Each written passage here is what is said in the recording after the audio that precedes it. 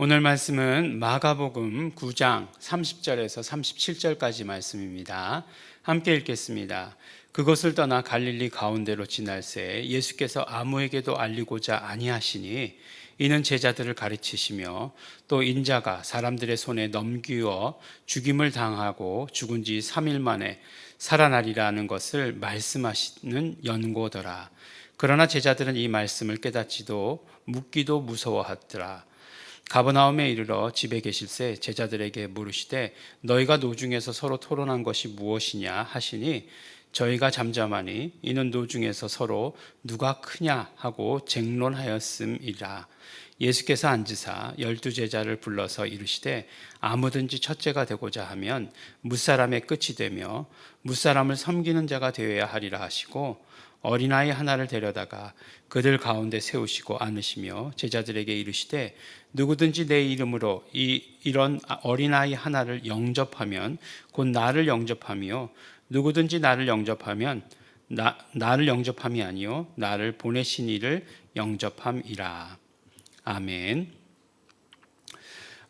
우리가 이제 예수님께서 이제 변화산에서 그 다음에 이적을 이제 벙어리 되고 귀먹은 귀신 들린 그 어린아이를 치료하여 주시고 나서 그 다음에 이제 갈릴리 가운데로 지나가셨다라고 이렇게 말씀하고 있습니다. 근데 이제 아무에게도 알리기를 원치 않으셨다라고 말씀하세요. 왜 그런가 이유를 봤더니 이제 제자들을 가르치시기 위해서라는 거죠. 내 제자들에게 뭘 가르치시느냐 봤더니 인자가 사람들의 손에 넘기워 죽임을 당하고 죽인 지 3일 만에 살아나리라 하는 것을 말씀하시기 위함이다 라고 이렇게 이야기하고 있어요. 그러니까 예수님께서 제자들과 이 이야기에 대해서 굉장히 진지하게 말씀하고 싶었던 것 같아요. 이적을 행하는 것, 병든 자를 치료하는 것, 귀신을 쫓아내는 것도 너무나 중요하지만 제자들에게 이것을 가르치시기를 원하셨다 하는 말씀을 우리가 듣게 되는 것이죠. 그래서 이 말씀 우리가 이제 들었으니까 이 말씀을 들으면 그렇죠. 이제 굉장히 뭔가 이렇게 그것이 뭐 어떤 의미인가? 예수님께서 왜 죽으셔야만 했는가? 왜 십자가에 못 박히시는가? 뭐 이런 것들에 대해서 깊은 어떤 깨달음이 있어야 되지 않겠습니까? 그런데 이제 제자들은 이 말씀을 깨닫지도 못하고 묻기도 무서워했다라고 이렇게 이야기하고 있는 거죠. 그러니까 언급하기를 싫어했다라고 이렇게 이야기하고 있습니다. 그런데 이제 그 와중에 그 가버나움까지 오는 여정에서 제자들 사이에 다툼이 있었다는 거죠. 그러니까 어떤 다툼이 있었냐 보니까 바로 서로 누가 크냐라고 하는 그런 어떤 쟁론이 있었다라고 이렇게 말씀하는 것입니다. 누구하고 누가 쟁론이 있었을까? 뭐 구체적으로 말씀하진 않았으니까 잘 모르겠지만 뭐 이제 제자들 가운데서도 12이나 되니까 이제 뭐 그런 이야기가 나왔던 것 같아요. 여기는 나오지 않았지만 또 이제 그 와중에 또 세베대의 아들들의 어머니, 그러니까 세베대의 아들들의 어머니 야고보와 요한이죠. 요한의 어머니가 예수님께 찾아와서 또 뭐 이야기를 했던 것들도 있습니다. 마가복음에는 기록되어 있지 않아요. 그러니까 누가 크냐라고 이렇게 서로 싸웠던 거죠. 그러니까 예수님께서 12제자를 다 부르시고 뭐라고 말씀하시냐면 첫째가 되고자 하면 끝이 되고 무사람을 섬기는 자가 되어야 되리라 라고 이렇게 이야기하고 있습니다. 섬기는 자가 되어야 되리라. 근데 섬기는 자가 어떤 자냐? 어린아이를 하나 데리고 나오시더니 이 어린아이를 영접하는 자가 섬기는 자다라고 이렇게 말씀해 주고 계세요. 누구든지 내 이름으로 이런 어린아이 하나를 영접하면 곧 나를 영접합니다. 그래서 이제 이게 나중에 가가지고 부지불식간에 내가 언제 주를 영접했나이까라고 하리 이렇게 물어볼 때에 뭐 목마른 자에게 물을 주었고 배고픈 자에게 양식을 주었고 헐벗은 자에게 옷을 주었다. 그것이 바로 나에게 한 것이다라고 이렇게 이야기하고 계시는 그런 장면이 있잖아요. 그래서 이제 부지불식간에 혹시라도 예수님을 영접하기 위해서 우리는 이제 그 불쌍한 사람들을 보면 돕고 그러는 것이다, 이렇게 얘기하죠. 그렇지만 예. 늘 하여간 우리 천사님, 예, 그래서 우리가 천사님이라고 잘 부르는데 이게 이제 검단에 있을 때는 완전히 오픈된 스페이스였거든요. 뭐 담도 없고 문도 없고 그런 데고 아무나 들어올 수 있는 데니까 정말 천사님들이 많이 오셨어요. 처음에는 와가지고 이제 뭐 배가 고프다는 거예요. 그래서 밥을 차려줬어요. 근데 밥을 차려주는데도 먹고 가지 않는 거예요. 그래서 이거 이 정도면 배가 부르실 텐데 더 드릴까 물어보니까 뭐 더 드신다고 해가지고 더 뭐 드리고 그랬어요. 그랬는데도 안 가시는 거예요. 그래서 왜 안 가실까 그랬더니 차비가 없다는 거예요. 그래서 그때 뭐 5천 원인가 뭐 하여간 저도 수중에 있는 돈이라고 그게 다였던 것 같아요. 그래서 드렸는데 그거 받으시니 가시더라고요. 근데 이제 보니까 오시더라고요. 계속 아주 정기적으로 오시더라고요. 그래서 보면 그 다음부터는 이분이 이렇게 뭐 먹는 거가 목적이 아니구나라고 하는 사실을 이제 알게 되었죠. 근데 이제 중요한 거는 이제 제가 있을 때 오시는 거는 괜찮은데 애들만 있을 때가 있었는데 그때도 오시는 거에 대해서는 부담이 되더라고요. 예, 그 뭐 아무렇지도 않다 이렇게 얘기할 수 없더라고요. 그래서 참 그런 것들은 되게 이게 부담이 되었다라고 이렇게 생각하는데 우리 뭐 교회 집사님들은 들으시고서 절대로 그렇게 하시면 안 된다고, 그 사람들 그 습관 된다고, 멀쩡하고 젊은 사람인데 왜 와가지고 빌어먹느냐고 막 또 이야기하시더라고요. 근데 이제 목사의 양심이 잘 됐다고 반드시 옳다는 건 아니지만 네. 그랬다는 거죠. 네, 어쨌든지 간에요. 그러니까 이제 그런 생각이 남아 있는 거예요. 그래서 그런 그 천사가 가장하고 온다라는 그런 생각이 아주 강했죠. 옛날부터. 근데 이제 예수님께서 그 어린아이를 데려다가 이 어린아이를 영접하는 것이 나를 섬기는 것이다. 예수님의 섬김은 또 다르죠. 예수님은 우리를 섬기러 오셨다라고 이렇게 얘기하시면서 뭐라고 말씀하시죠? 많은 사람의 대속물이 되려 하심이라. 예수님의 섬김은 그거였어요.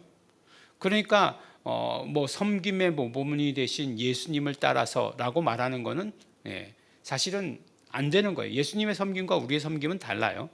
근데 우리의 섬김은 예수님께서 말씀하셨어요. 어떻게 섬기라고 말씀하셨어요. 그러니까 어떻게 섬기느냐? 어린아이를 영접하는 것이 나를 섬기는 거다. 서로 섬기는 거다라고 말씀하신 거죠. 근데 이제 영접하다라고 하는 말씀이 이제 또 쉽지 않죠. 우리가 영접하는 거에 대한 말씀은 요한복음 1장에 나오죠. 영접하는 자, 곧 그 이름을 믿는 자들에게는 그러니까 영접한다는 게 누구를 영접하는 거예요? 예수를 영접하는 걸 말씀하는 거잖아요. 그러니까 예수를 영접하는 거하고 그 다음에 그 어린아이 하나를 영접하는 것이 나를 영접하며, 오늘 말씀에 나오는 그 영접함이 서로 다른 단어가 쓰였습니다. 그러니까 오늘 말씀은 오히려 이렇게 그냥 똑같은 단어로 쓰는 것보다 누구든지 어린아이 하나를 환대하면, 이렇게 얘기하는 게 훨씬 더 좋을 거예요. 환대하면. 그러니까 그 환대하는 것도 영접해 드리는 거죠. 그렇지만 예수님을 영접하는 거하고는 이 뉘앙스가 좀 다르죠. 그러니까 이렇게 좀 구별을 해놨었으면 훨씬 더 좋았겠다. 제가 신약 성경을 번역하는 사람도 아니고 그런 사람들에게 뭐라고 이렇게 호통칠 수 있는 그런 아직은 그런 입장은 아니지만 그 영접하고 어떻게 우리가 구분하느냐? 그건 아니잖아요. 그러니까 예수님을 영접하는 것이다라고 얘기했을 때 영접하는 자, 곧 그 이름을 믿는 자의 그때의 영접과 예수님을 영접하는 거하고는 다르잖아요. 그러니까 이제 환대라고 이렇게 얘기하면 훨씬 더 좋을 것이다라고 이렇게 생각이 돼요. 그러니까 항상 우리 성경은 성경 자체의 그 말씀의 뜻부터 해석하는 거죠. 그래야 적용이 나오는 거예요. 적용부터 해석하는 것 아니에요. 그러니까 이 말씀을 가지고도 뭐라고 생각하냐면 적용부터 생각하는 거죠. 적용부터 생각하는 거는 어떤 우를 범할 수 있냐면 자기가 알고 있는 대로가 그 적용할 수 있는 가능성이 제일 높아요. 그러니까 내가 알고 있는 것, 그 다음에 성경이 아니라 세상이 말하고 있는 것, 성경 안에서가 아니라 세상에서 말하고 있는 그런 모든 뜻, 이런 것들을 가지고 적용 제목을 내면 이건 뭐 어려운 거죠. 예수님도 뭐 다른 사람들을 섬기셨으니까 우리도 똑같이 섬겨야 된다. 우리도 그럼 뭐 대속물이 된다. 그런 말씀인가요? 아니잖아요. 그러니까 예수님의 섬김은 그것이었고 우리의 섬김은 어린아이 하나를 환대하는 것인데 뭐라고 말씀하시냐면 환대할 때 내 이름으로 환대해라 라고 말씀해 주십니다. 그것이 무슨 뜻일까? 이렇게 잘 생각해 보면 결국 우리에 대해서는 어떻게 말씀하시냐면 우리는 이미 은혜를 받고 예수 이름을 가지고 있는 자다라고 하는 것을 기본으로 말씀하시는 거죠. 너희들은 이미 은혜 받았고 예수 이름을 가지고 있는 자들이 아니냐. 그러면 어린아이와 같은 사람들, 왜 어린아이라고 얘기했을까요? 어린아이, 그 진짜 어린아이겠죠. 그런데 거기서 조금 더 의미를 더한다면 어린아이, 뭐 약한 사람들을 말하는 거죠. 약한 자들, 약한 자의 가장 대표가 어린아이 아니겠어요? 어린아이, 과부, 뭐 이 그 구약에 나오는 약한 자의 대표잖아요. 그런 사람들을 예수 이름으로 손잡아 주어라, 환대해라 라고 이렇게 말씀해 주시는 거죠. 결국 무엇입니까? 이 세상이 뭔가 딕이 잘난 척하고 딕이 뭐가 있는 것처럼 그렇게들 얘기하고 있지만 사실은 다들 약한 자들이에요. 뭔가 한번 바람만 확 불면 확 쓰러질 수밖에 없는 그런 사람들이라고 하는 것입니다. 그런 사람들에 대해서 예수 이름으로 손잡아 줄 수 있어야 된다라고 하는 것을 말씀해 주시는 거예요. 그게 뭐라고요? 우리의 섬김이에요. 섬김이라고 하는 것은 어떤 면으로 이야기하면 봉사예요. 봉사라고 하는 것은 그냥 우리가 이를테면 뭐 설거지 봉사 그런 게 아니라 사역을 말하는 거예요. 사역. 사역. 그 영어의 그 집사가 디콘 아니겠어요? 디콘이라고 하는 게 이제 디아코노스라고 하는 말에서 이렇게 유래되었는데 섬기다는 뜻이에요. 섬기다라고 하는 뜻. 그러니까 우리가 누구를 섬기는 것은 무엇이냐면 약한 것. 그렇죠. 영적으로 약할 수밖에 없죠. 영의 기능이 마비되었으니까 그냥 뭐 바람에 부는 낙엽과 같은 거죠. 뭔가 있는 것처럼 이야기하지만 그러나 영적 세계에서 뭐 바람 한번 확 불면 확 넘어가죠. 가는 뭐 어쩔 줄을 모르는 그런 상태인 거죠. 그런 사람들에게 우리는 이미 예수 이름을 가지고 은혜 받은 자이니 손 내밀어 줘라 라고 이렇게 말씀하시는 것입니다. 이렇게 말씀하지만 쉽지 않죠. 쉽지 않습니다. 그러나 우리에게 말씀하시기를 손 내밀어 줘라 라고 이렇게 말씀하시니 우리 손 내밀어 주시는 우리 성도 여러분들, 그래서 진짜 섬기시는, 진짜 환대가 무엇인지를 보여주시는 우리 성도 여러분 되시기를 예수 이름으로 축원합니다. 기도하겠습니다. 하나님 아버지 감사합니다.